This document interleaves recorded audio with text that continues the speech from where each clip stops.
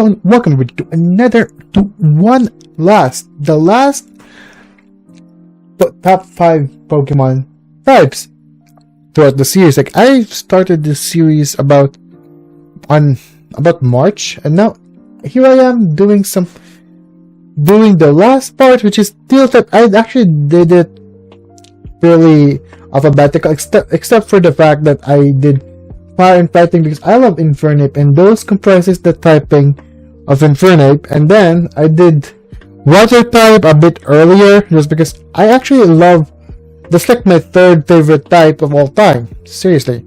So, without further ado, if you guys have been watching my top 5 series, you guys already know the deal.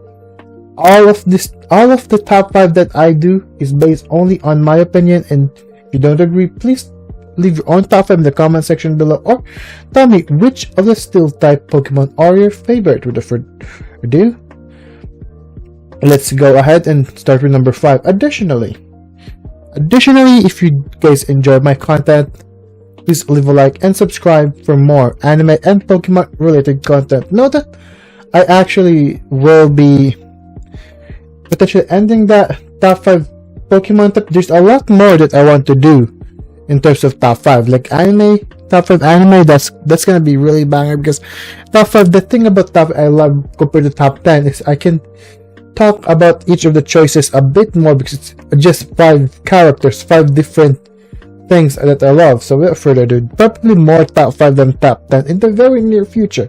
Without further ado, let's go right ahead with number 5, shall we? Yeah. How do you guys like my straw hats? My straw hat here? Ooh, I'm the newest straw hat member. Let's go right ahead. Without dilly-dallying, let's go right ahead. Number 5. 5 on the list is Magnezone. I don't remember quietly if I put Magnezone on my electric type. Plus, I'm gonna rewatch that, but I mean, it's a cool design. Like, the first time I saw a Magnezone in 4th gen, I was like, wow, that's an amazing looking Pokemon. Like, that is right there, the good. In electric Steel type, there's really not much to say about the combo. It makes sense, and it's so robotic. I love the concept of electric Steel type. I love Magnezone in general. The design, freaking the stats are amazing for me. I love that you can be offensive, you can be defensive, you can be a staller with Magnezone. It's a very highly flexible Pokemon to use on your in-game or competitive team. So for me, Magnezone will be hitting on number 5, because number 5, one of my favorite electric type. Of course, Magnezone is gonna be here. So without further ado, let's proceed into number 4. Number 4, this I remember from my top 5 flying type. I mean, what else can I do? It's literally one of the best flying type throughout Pokemon. Like, early, the fact that you can catch this pretty early in the game and still become one of your strongest Pokemon, then probably the one thing that the Sword and Shield did right is give us some good early flying types. Like, this right here is one of the most unique type combination flying type, because a lot of the flying types in recent generation early bird Pokemon are just flying normal. It makes this one quite unique.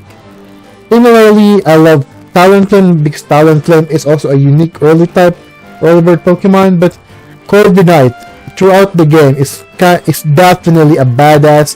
Like, if you use a Corviknight, you'll be winning a lot of the battle, sweeping left and right for Corviknight. My Corviknight here can use Steel Beam, but Steel Beam really is not that good of a move, because the recoil is that bad. It's really bad. So without further ado, since I did put Corviknight really high up in my top 5 flying type Pokemon, I'm gonna be putting it number 4 this time. Without further ado, let's proceed to number 3, shall we, with Klefki. You guys know that I love my Lucy Heartfilia. I named Klefki Lucy Heartfilia because Lucy is my favorite waifu in Fairy Tail.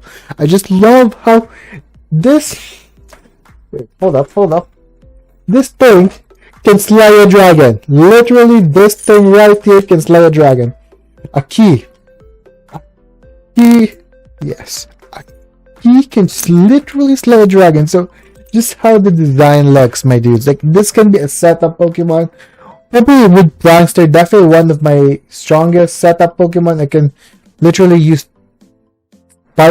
spikes, protect, substitute, toxic, Thunderwave, all of the shenanigans to be annoying against my enemy. So, without further ado, the fact that the concept around that a keychain can apparently slay dragons is one of my favorite things in the world. So, without further ado, number 3, Clefairy. Let's proceed into number 2.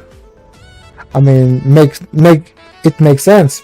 Number 2 makes sense for me because I love the design of Aegislash. I think Aegislash, I use Aegislash in my clip right there.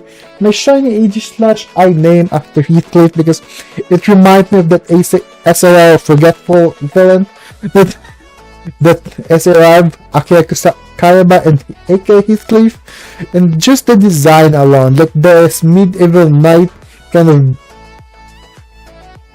of ghost possessed sword with a shield is like this badass epic knight. I love the concept.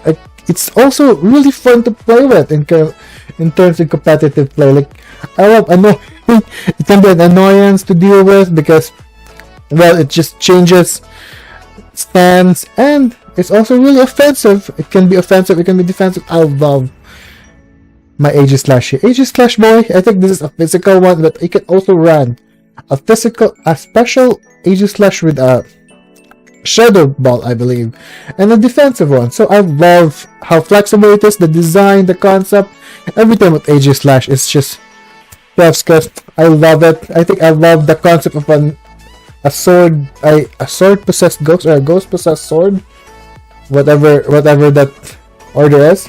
So without further, number 2, slashing to number 2 is gonna be Aegislash. Let's proceed into number 1. Number 1, the same reason I put Tyranitar really high up on the list is because Metagross, despite the fact that it's not even a dragon type, it made its way into a pseudo legendary tier. Seriously, it literally made its way. Like, Garchomp, no. Freaking Hydreigon, no. Freaking Agudra, there's also Drapion, and then not Drapion, but what's that one ghost type in Sword and Shield? I keep forgetting the name.